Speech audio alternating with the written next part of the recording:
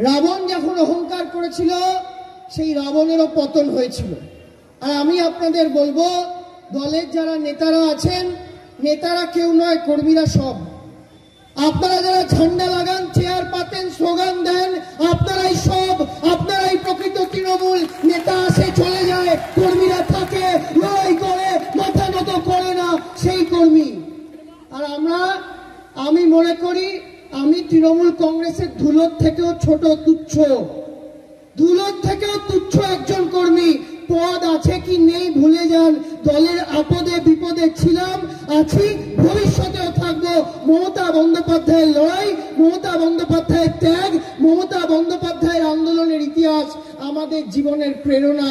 আর আজকের দিনে দাঁড়িয়ে অভিষেক বন্দ্যোপাধ্যায় যেভাবে ব্লকে, বুথে, অঞ্চলে, সারা বাংলায় তৃণমূল কংগ্রেসের পতাকাটাকে ঘরে ঘরে শক্তিশালী করে তুলে ধরেছেন, সেটা আমাদের শক্তি। অভিষেক বন্দ্যোপাধ্যায় আমাদের শক্তি হলে মমতা বন্দ্যোপাধ্যায় আমাদের চেতনা।